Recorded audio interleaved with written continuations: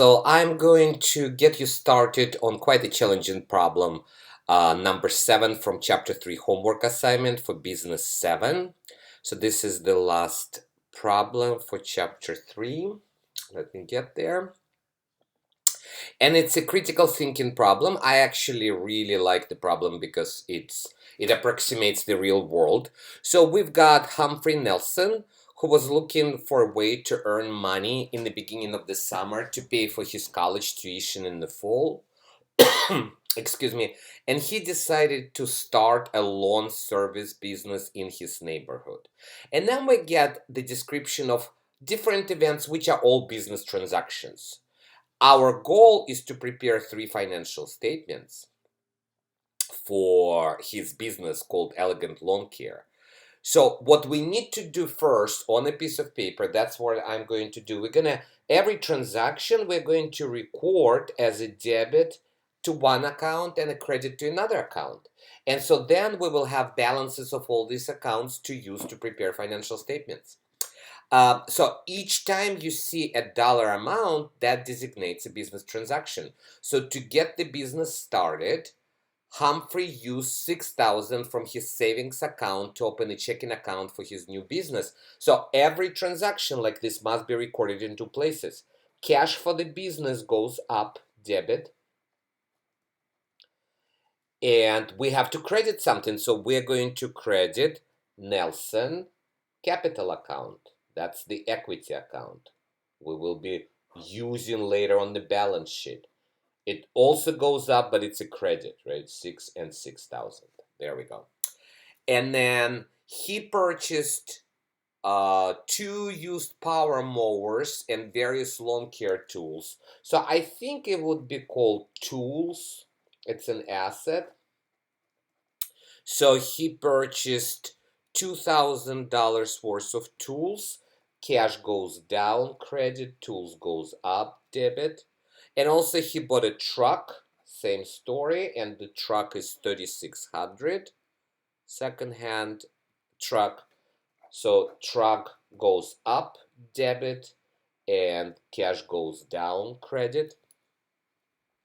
Several of his neighbors hired him to cut their grass on a weekly basis. He sent these customers monthly bills. So that constitutes revenues, or we will call it fees income, right? In the first 6 chapters, our revenue account is fees income. Normal credit balance, minus plus.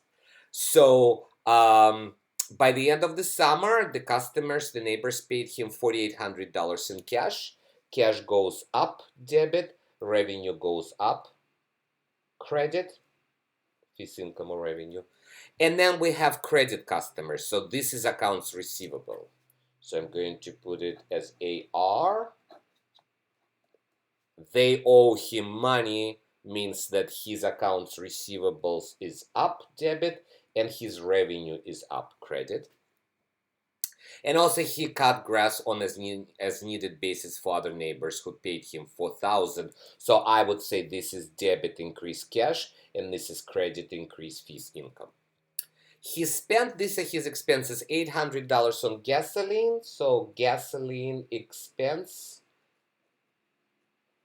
plus minus $800 debit, credit cash. He paid $4,000 to a friend who helped him on several occasions. So this constitutes salaries expense. So every time we pay an expense, we increase $4,000, debit that expense, and we decrease credit cash.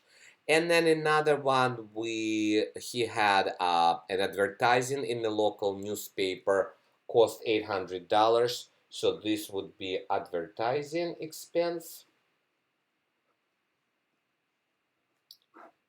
debit $800, credit cash. That's it. Now at the end of summer, Humphrey is concerned because he only has $3,600 left in his checking account.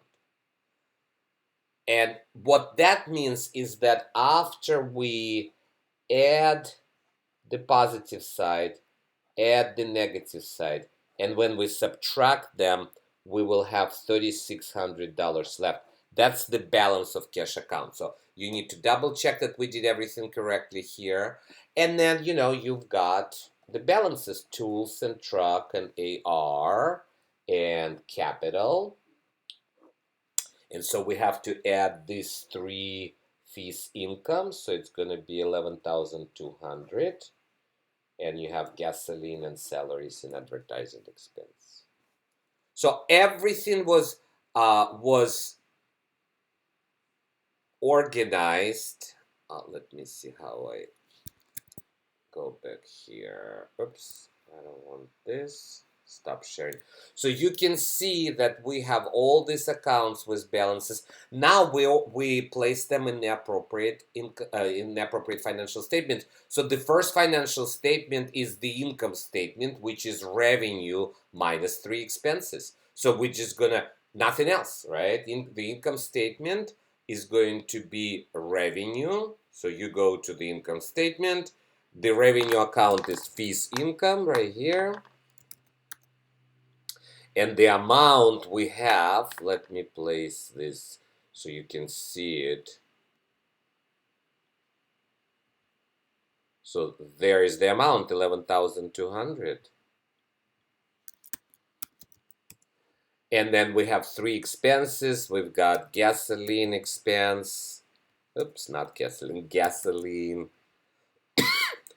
$800 and so on and so far. So you list all three expenses so you can finish up here. You will have net income right here. Don't forget to choose net income. I didn't finish up. You'll finish up. And then you prepare a statement of owner's equity. You prepare the balance sheet. So as a result of this, what you will see if you were talking to this small business owner, it's not just about $3,600 left in cash. He's got all these assets that he acquired and he can sell them if he wants to get his cash back. He's got this accounts receivable, which is going to collect even if he doesn't do anything in the next months of September.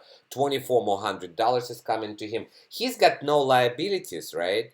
There's no accounts payable. So everything he makes or every asset he's got belongs to him. His equity is fully equal to assets. So on the balance sheet, you will see that his total assets are equal to his equity and there's no liabilities, no accounts payable.